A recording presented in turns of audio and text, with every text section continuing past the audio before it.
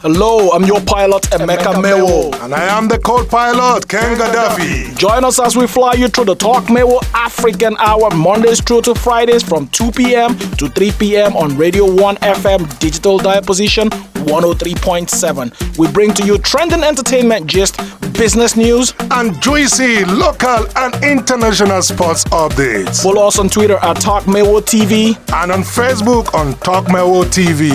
For latest news updates, rumors, and gist, visit our website www.talkmewo.tv and you will be part of the program by calling 011-778111 or 010-416325. Take it again, 011-778-111 or 010-416-325. It's the Talkmewo African Hour. Hello, yes, welcome back to the Offside with Ken Gadaffi, and we are right here on the Talkmewo African Hour on Phnom Penh's hottest English radio station, Radio 1 FM 103.7. So let's start off with some local sports news.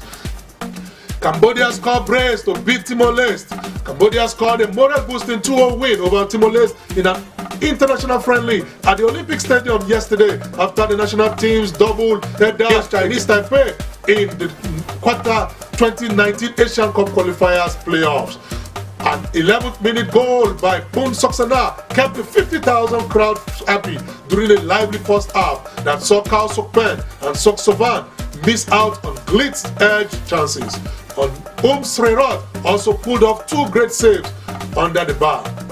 Chan Vatanaka's arrival as substitute for Sokpen after the Brita was greeted with a roar of approval from the stands. Within moments, he delivered a stinging free kick that set off a frenzy in the Timor-Leste boss, with the ball popping up high enough for Kunla Boravi to nod it in for Cambodia's second goal. The national team leaves Phnom Penh today for Thursday's first leg clash, and coach Lee Tai-ud could not have asked for a better build-up. Now, thank you very much. Okay, back to you, Ken Gadaffi. On the offside with Ken Gadaffi, you talked about the match, the friendly match, precisely between Cambodia and Timor Leste. The match ended 2-0 in favor of Cambodia. Good football display, a whole lot of fantastic football. But I won't be talking about the match. I want to draw your attention. I want us to talk about the situations, what happened at that games. Reports had it that the fans even went as far as defiling police and security arrangements, jumping the fence in their bid to make their way into the stadium to watch the match. Looking at this from two angles. One, the passion that may have driven these fans to go that into, breaking the law, so to speak, and going in to watch the match on one hand, and then the security arrangements, all the protocol arrangements that made this easy for them. You want to talk about it? Well, Emeka, first and foremost, I must commend the fans for coming to the game. Over 50,000 game. The stadium had probably close to 60 or 80,000 fans. It shows the passion, definitely. It shows that Cambodians are beginning to appreciate football, and then also it shows about the national pride. Cambodians are beginning to appreciate their country. They are proud of themselves, and which is very, very good. But at the same time, we must not we must not condone some kind of situation like this. Yesterday, we are lucky that danger was averted. A stampede could have occurred, And frankly speaking, I was surprised to see even ladies, young ladies scaling the fences, and the security men there watching and probably not doing anything to even stop them, This could have gone to a very, very disastrous situation. I was totally flabbergasted when I saw this scenario yesterday. But then, like you said, we must also understand that football is beginning to become a kind of a religion now, and the fans are really moving towards it. I'm afraid 2023 is around the corner. We only saw Timor Leste. What happens when a big country like Singapore, Malaysia? We saw it when Japan was here also last time. The signs are coming, and I hope that the Football Federation will take this into consideration in future planning.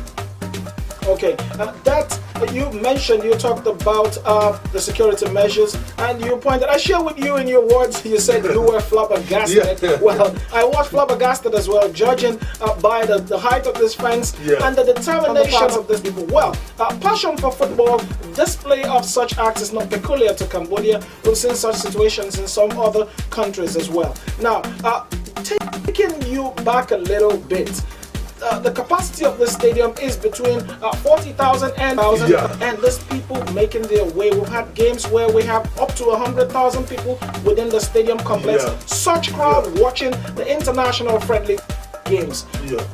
Why is it that we do not have such crowds reported during the league games where you have big clubs meeting against big clubs in the same venue? Well, that is the question that everybody is asking. You know, I mean, these fans should be able to transcend. I mean, their love for the national team to the clubs, because these players are all representing their respective clubs. Okay. Now, the question you have asked is a very good one, Emeka. The point here is that it goes back to how much publicity is given to the local league. From the club perspective, from the Football Federation perspective. As you see most times, these clubs the fans do not really get to know that these games are coming up. And if they don't know, then they don't go. But when it comes to the national team, there is publicity. You and I know now the next game is on June 2nd. And you and I know that on June 7th, there will be a game at the Olympic Stadium. So we are talking about maybe 2 million people hearing about this game, and then 50,000 come.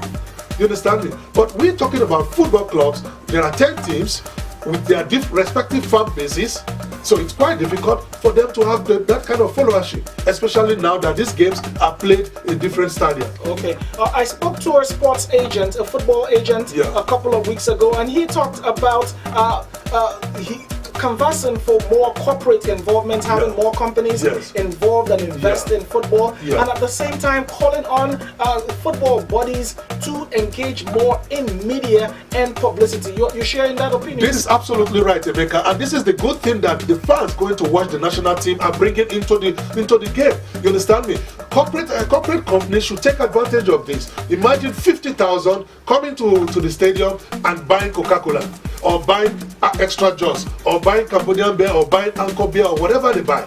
You understand me? So these corporate entities should be able to see the opportunity to tap into the the sports market. We are talking about an event that brings close to 50,000 at a sport. I don't think there's any other event that can do that. So it's a good opportunity for the corporate bodies to now go, especially to begin to support some of these club sides. All right, thank you so much, Ken Gadaffi. Thank you for helping me in breaking that down. I hope the authorities are listening. I hope such events will not happen again, especially now that football is growing rapidly. Well, first and foremost, I really must commend the Football Federation for putting these games up and making sure that the atmosphere is eccentric. The carnival is beautiful. The fans enjoy themselves. You can see them cheering. They are flag. In fact, for most part of the games, a lot of the fans were not really watching the game. They were just dancing and having fun. And this is good. We want to see this every time. But like we said, it is an opportunity also for the Football Federation to ensure security. We don't want to lose life. We remember what happened at Diamond Island during the Water Festival, which led to the suspension of the Water Festival for many years.